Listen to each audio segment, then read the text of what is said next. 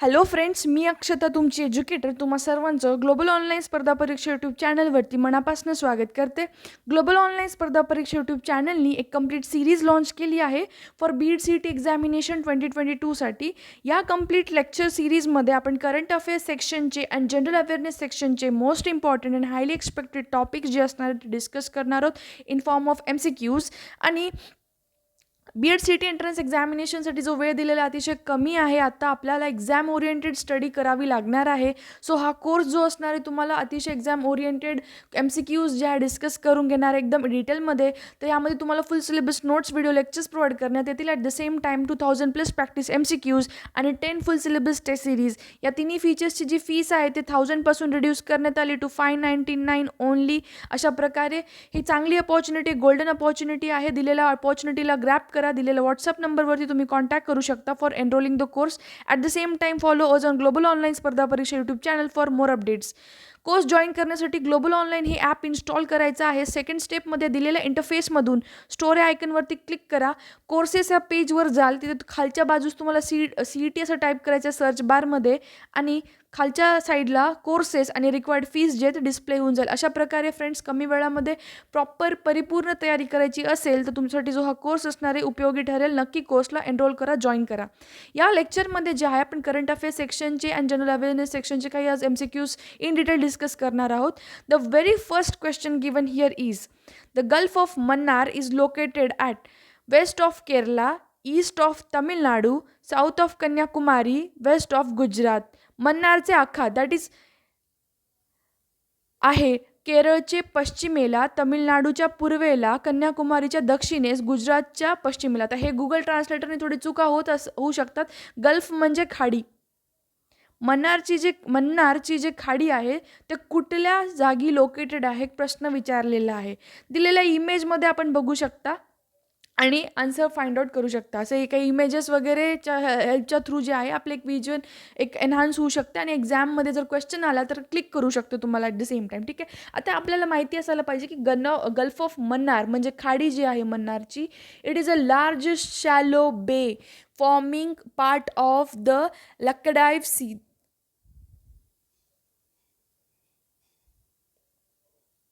ठीक आहे.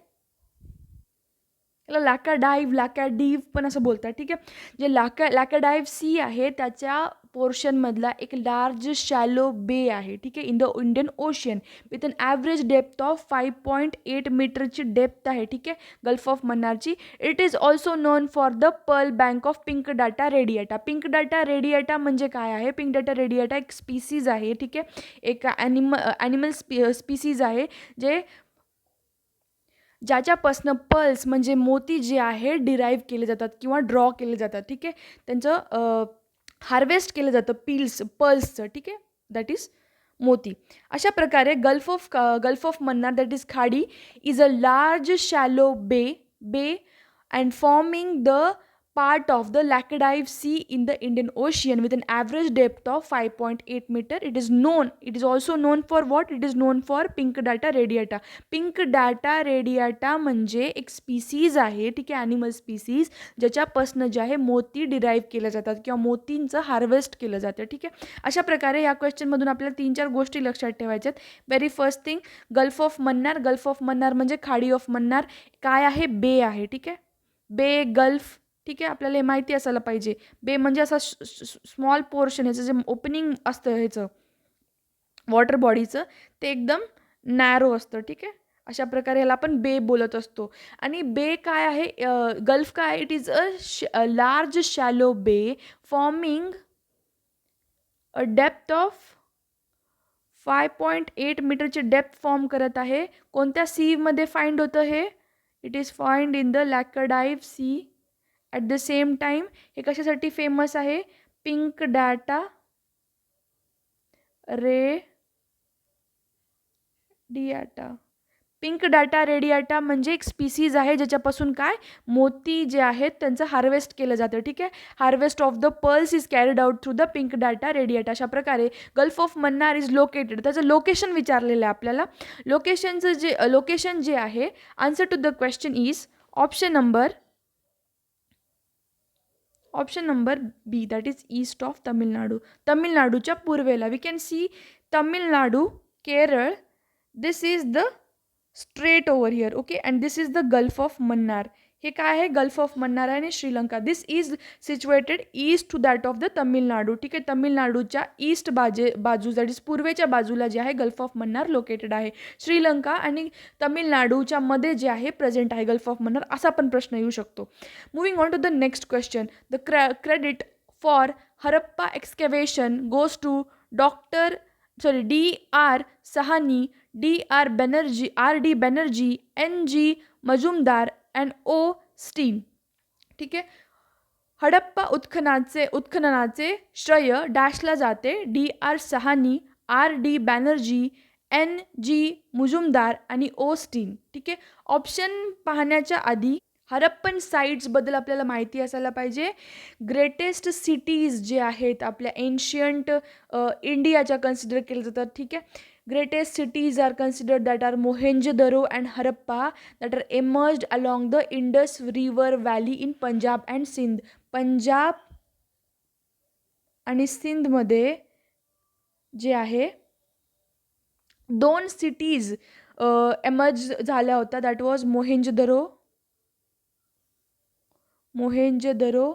and Harappa. Greatest cities. These are the greatest cities. Mohenjo-daro and Harappa emerged along the river Indus Valley in Punjab and Sindh. It is an archaeological site found in the Punjab. Now Harappa जे आहे, हरप्पा काय आहे? एक archaeological site आहे. Archaeological एक्सकॅव्हेशन जिथं घडवण्यात आलं होतं. It is situated in Punjab and Pakistan. And this Harappan civilization is considered to be the earliest root of the civilization. Culture represent करते. ठीक आहे. अशा प्रकारे हडप्पा उत्खननाचे श्रेय कोणाला दिले जाते? Answer to the question is D.R. Sahni. ह्यांचा एक खूप मोठा रोल प्ले केला आहे ह्यांनी एक्सकॅव्हेशन दॅट इज उत्खननाचे श्रेय त्यांना जाते. अशा प्रकारे आपल्याला या क्वेश्चनमध्ये काय काय लक्षात ठेवायचं? The credit of Harappa excavation goes to D.R. Sahni. At the same time Mohenjodaro आणि हरप्पा जे आहेत greatest cities emerged along the Indus river valley. Indus river व्हॅलीच्या बाजूस that is in Punjab and in Sindh हे दोन सिटीज जे काय आहेत एमर्ज झाल्या होत्या. At the same time Harappan civilisation जे आहे it is the earliest root culture civilisation. ठीक आहे. Moving on to the next question now. Which act introduced the diarchy in the provinces? Before moving to the option, we must know what is diarchy. Okay. कोणत्या कायद्याने प्रांतांमध्ये राजशाही सुरू केली? आता dyarchy म्हणजे काय आहे? It is a system of dual government. It is a system of dual government. ठीक आहे. ओके. आता आपल्याला हे माहिती असते की व्हेरियस सब्जेक्ट्स असतात. ठीक आहे. सब्जेक्ट्स असतात सेंट्रल लेवल सब्जेक्ट्स किंवा स्टेट लेवल सब्जेक्ट्स. हे सब्जेक्ट्स काय असतात? असे सब्जेक्ट्स असतात ज्यावरती जे आहे व्हेरियस कानून बनवल्या जातात. ठीक आहे. व्हेरियस लॉज बनवल्या जातात to keep the society in order. ठीक आहे. काही लॉज जे आहेत सेंटर बनवते केंद्रीय शासन आणि काही जे स्टेट गव्हर्नमेंट बनवते. ठीक आहे. अशा प्रकारे दोन डिफरंट गव्हर्नमेंट्स जे असतात ते व्हेरियस सब्जेक्ट्सवरती वर्क करतात. आता सिस्टीम ऑफ डायआर्की किंवा ड्युअल गव्हर्नमेंट जे इंट्रोड्यूस करण्यात आलेलं होतं it was introduced in the provinces. ठीक आहे. आणि त्याच्यामध्ये सब्जेक्ट जे आहे दोन ह्याच्यात डिवाईड करण्यात आले होते. एक रिझर्वड सब्जेक्ट्स होते आणि दुसरे होते ट्रान्सफर्ड सब्जेक्ट्स. ठीक आहे. ॲज पर द ब्रिटिश जे इम्पॉर्टंट सब्जेक्ट होते जसे की फायनान्स किंवा पोलीस रिलेटेड जे मॅटर्स असतात. ठीक आहे. हे इम्पॉर्टंट सब्जेक्ट्स होते आणि त्यांना रिझर्वड लिस्टमध्ये टाकण्यात आलेलं होतं. ठीक आहे. आणि हे कोण कंट्रोल करत होतं? गव्हर्नर अँड हिज काउन्सिल जे सेंटरच्या अंडर होते. ड्युअल गव्हर्नमेंट म्हणजे अशी गव्हर्नमेंट ज्याच्यामध्ये दॅट इज डायआर्की. त्याच्यामध्ये दोन टाईपमध्ये सब्जेक्ट्सला डिवाईड केलेलं आहे. Reserved and transferred subjects. Reserved subjects म्हणजे असे लिस्ट होती ज्यामध्ये सब्जेक्टची लिस्ट होती ज्यामध्ये इम्पॉर्टंट गोष्टींवरती लॉ बनवण्यात यायचा जसं की फायनान्स पोलीस. ठीक आहे. हे कोणाच्या कंट्रोलमध्ये होतं? सेंटरच्या कंट्रोलमध्ये under the control of the governor and his council. At the same time transferred लिस्टमध्ये जे आहे subject like education education, public health असे डिफरंट रेस्पॉन्सिबिलिटीज ज्यांना कमी इम्पॉर्टन्स दिल्या जायचं ब्रिटिशच्या काळामध्ये, ते जे आहे ट्रान्सफर्ड लिस्टच्या अंडर यायचे. आणि ज्यांना मॅक्सिमम इम्पॉर्टन्स दिलं जायचं, मोर इम्पॉर्टन्स दिलं जायचं सब्जेक्ट लाईक फायनान्स, ठीक आहे, फायनान्स किंवा पोलीस, हे असे जे काही सब्जेक्ट्स होते हे जे आहे सेंटरच्या अंडर होते, ठीक आहे, गव्हर्नरच्या अंडर. त्याला कोणती सिस्टीम बोलतात? डायआरकी सिस्टीम, ज्यामध्ये दोन डिफरंट गव्हर्नमेंट काम करतात, एक सेंट्रल लेवलची आणि दुसरी जी आहे प्रोव्हिन्शियल लेवलची. प्रोव्हिन्शियल म्हणजे स्टेट लेवलवरची, ठीक आहे. जस्ट त्यामध्ये दोन सब्जेक्ट्स डिवायडेड होते, एक reserved subject, transferred subject. Reserved subject म्हणजे असे सब्जेक्ट्स जे इम्पॉर्टंट सब्जेक्ट्स होते लाईक पोलीस, फायनान्स, ज्याच्यावरती सेंटरचा कंट्रोल होता, गव्हर्नरचा कंट्रोल होता. आणि ट्रान्सफर्ड सब्जेक्ट्स म्हणजे असे सब्जेक्ट्स ज्यांना लिस्ट इम्पॉर्टन्स दिलं जायचं. अशा प्रकारे आन्सर टू द क्वेश्चन ह्याच्यात ऑप्शन बघून घेऊयात. What which act introduce diarchy in the provinces? कोणत्या ॲक्टच्या कायद्याने, ठीक आहे, कोणत्या कायद्याने प्रांतांमध्ये जे आहे राज्यशाही सुरू झाली? Option A Indian Council Act 1909, option B Government of India Act 1919, option C Government of India Act 1935, option D Indian Independence Act 1947. भारतीय परिषद कायदा 1909, भारतीय सरकार कायदा 1919, भारत सरकार कायदा 1935, भारतीय स्वातंत्र्य कायदा. Okay, answer to the question is Indian Council Act 1909. Indian Council Act, that is भारतीय परिषद कायदा 1909च्या थ्रू डायआरकी जी आहे प्रोव्हिन्सेसमध्ये इंट्रोड्यूस करण्यात आली होती. Moving on to the next question. Who was the head of the committee known as Nehru Committee? B K Nehru, B Arun Nehru, C Motilal Nehru, D Jawaharlal Nehru. Nehru समिती म्हणून ओळखल्या जाणाऱ्या समितीचे प्रमुख कोण होते? बी के नेहरू, अरुण नेहरू, मोतीलाल नेहरू, जवाहरलाल नेहरू. आता नेहरू कमिटी काय होती? अशी कमिटी होती, ठीक आहे, ज्या कमिटीच्या अंडर कॉन्स्टिट्यूशनला ड्राफ्ट करण्यात येणार होतं. It was a committee under which constitution was going to be drafted. After the formation of the committee, the great people from all over the India were joined together to discuss about the drafting of the Constitution of India. The committee was created for what? For drafting the Constitution. जे Indian leaders होते, state of इंडियानी आज केलं की Indian लीडर्सला की तुम्हाला constitution draft करायचं आहे, ठीक आहे. ह्यामध्ये जे आहे different peoples, great peoples from all over the India ज्यांना एकत्र करण्यात आलं होतं for drafting of the constitution of India, त्या कमिटीला काय बोलतात? Nehru Committee. Why was the Nehru Committee form? This committee was formed for like drafting the constitution for our country. At the same time, after the formation of the committee, the great people from all over the India were joined together to discuss about the drafting of the Indian constitution, ठीक है. Then who was the head of this Nehru committee? Answer to the question is option number C, Motilal Nehru. Motilal Nehru was the head of the Nehru committee, a committee which was formed before drafting of the constitution, ठीक आहे. Constitution draft करण्यासाठी बनवलेली committee होती. Constitution assembly आणि Nehru कमिटीसोबत linkup difficult जायला नाही पाहिजे. एक नेहरू कमिटी एक अशी कमिटी होती ज्यांना जे आहे we can say Secretary of State of इंडियानी बोललं होतं की बाबा तुम्हाला एक इंडियन लीडर्सला कॉन्स्टिट्यूशन ड्राफ्ट करायचं आहे, त्यासाठी बनवलेली कमिटी. आणि जी कमिटी ज्यांनी ॲक्च्युअलमध्ये कॉन्स्टिट्यूशन ड्राफ्ट केलं that was the Constituent Assembly, ठीक आहे. Moving on to the next question. The highest peak in the Indian territory is K2. In which range it is located? Option A, Karakoram range, B, Trans Himalaya, C, Sivalik range, D, Central Himalayas. भारतीय हद्दीतील सर्वोच्च शिखर K2 आहे, हे कोणत्या क्षेत्रात आहे? काराकोरम पर्वतरांगा, trans Himalaya Shivalik ranges and मध्यम Himalaya. Answer to this question is Karakoram पर्वतरांगा. The Trans-Himalayan mountain region or Tibet-Himalayan mountain region जे आहे, it is located in the north of the Great Himalayas, which consist of the Karakoram, Ladakh, Jaskar and Kailash mountain ranges. That is the Trans-Himalayan mountain region जो आहे तो greater हिमालयासच्या north साईडला located आहे, ज्याच्यामध्ये Karakoram range आहे, Ladakh range आहे, Zanskar range आहे आणि कैलाश माउंटेन आहे. It is also called as Tibet Himalayan region because most of the part of it lies in the Tibet. ठीक आहे, अशा प्रकारे ट्रान्स हिमालयन माउंटेन रेंजेस और तिबेट हिमालयन रिजन ज्याला आपण बोलतो, it is line to the north of the greater Himalayas. Greater हिमालयासच्या जे आहे नॉर्थ साईडला ते लाई करतात. ॲट द सेम टाईम ह्याच्यामध्ये कोणते कोणते रेंजेस येतात, कोणते कोणते जे कन्सिस्ट करतात, काराकोरम रेंजेस कन्सिस्ट करतात, लडाख आहे त्याच्यामध्ये, जास्कर आहे आणि कैलाश माउंटेन आहे. अशा प्रकारे नाव सी हिअर, हे नॉर्थ साईडला जे दिसतंय हे काराकोरम रेंजेस आहेत.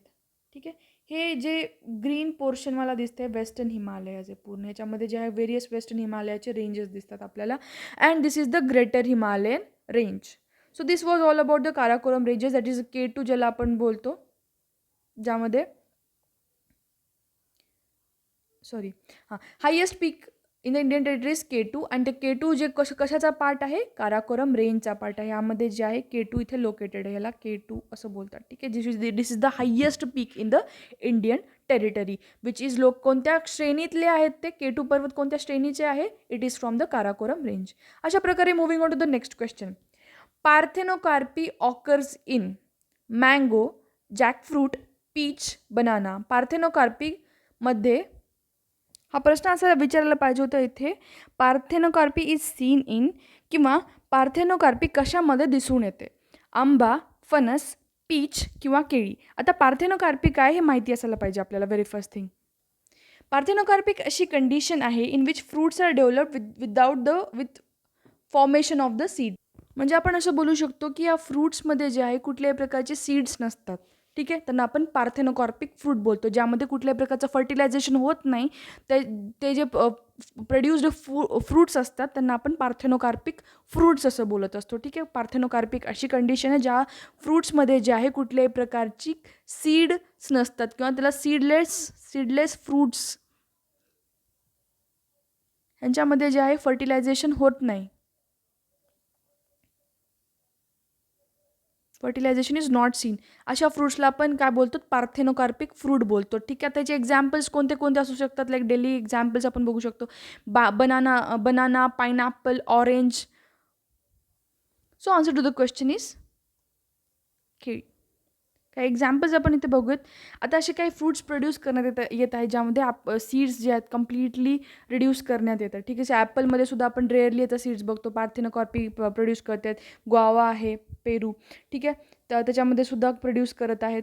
आणि फिग आहे, फिगमध्ये पण ट्राय करतात, बनानामध्ये सुद्धा ट्राय करतात. तर अशा प्रकारे जे आहे डिफरंट फ्रूट्समध्ये पार्थेनोकार्पी जे आहे प्रोड्यूस करण्यात येते, कारण जेणेकरून ईज यायला पाहिजे. हे ऑरेंज आहे. ठीक आहे, हे orange, this is orange fruit.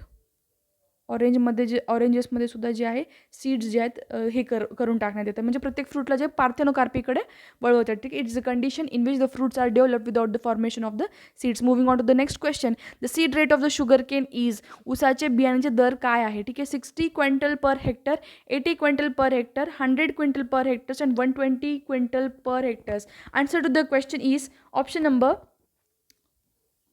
A, 60 quintals per hectare.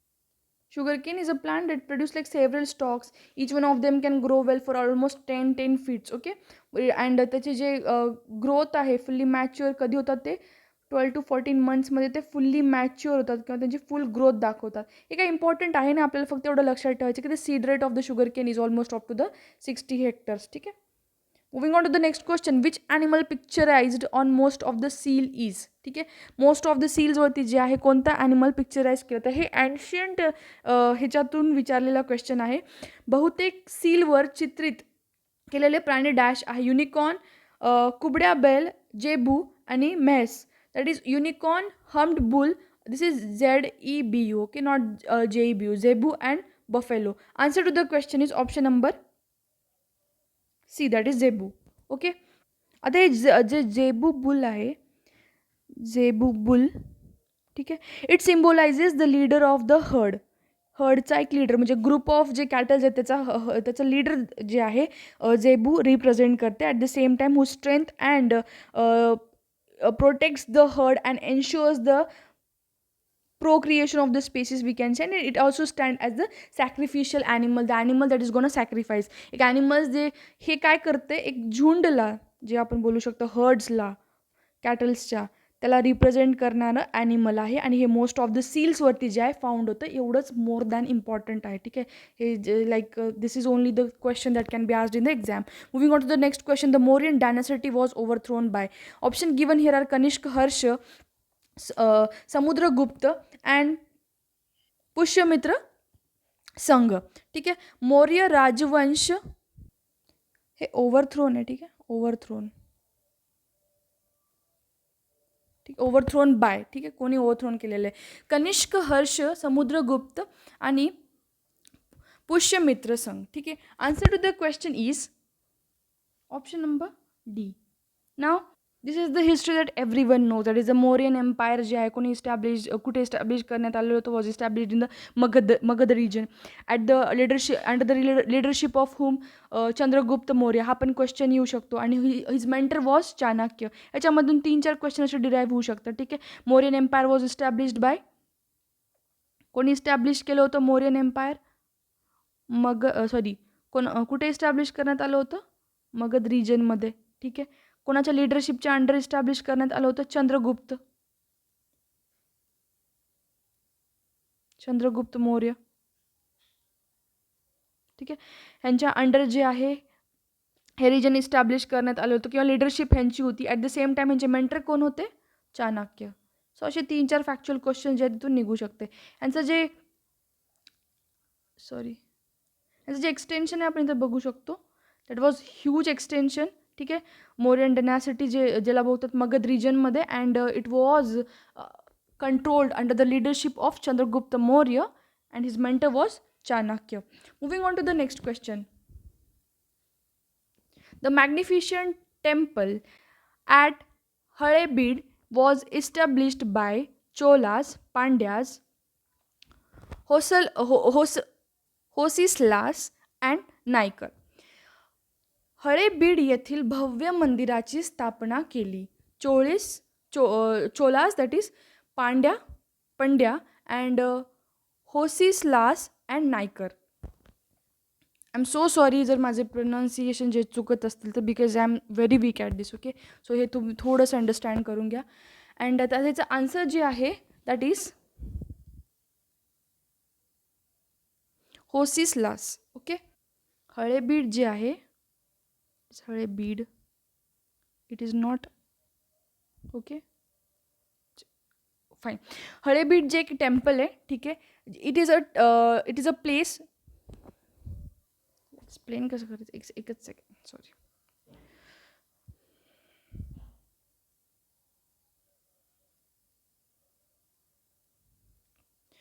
होयसेलस्वरा आहे ॲक्च्युली हे. ठीक आहे, होयसेलस्वरा टेम्पल आहे. It is a temple situated at Halebid. Okay, this is a temple, that is Hoyselswara temple. It is situated at the place that is the Halebid and this is located in Karnataka. ठीक आहे, होयसेलस्वरा एक temple आहे. It is it is situated in the Halebid. Okay, in the Karnataka. ठीक आहे, अशा प्रकारे दिस temple जे आहे, या टेम्पलमध्ये जे आहे lord Shiva, that is lord Shiva यांची जी आहे भक्ती केली जाते. ठीक आहे, this is a magnificent temple at Halebid. ठीक आहे, हळेबीडमध्ये जे आहे हे टेम्पल सिच्युएटेड आहे and it was established by Hoysalas. This temple is the Hoysaleswara temple. This is called as Hoysaleswara temple and it was established by Hoysalas and it is situated at the Halebid which is in the Karnataka. ठीक आहे, हळेबीड जे कर्नाटकामध्ये आहे त्यामध्ये जे आहे होयसेलस्वरा हे temple आहे. त्यांनी कोणी स्थापना केली ह्या होयसेलस्वरा टेम्पलची?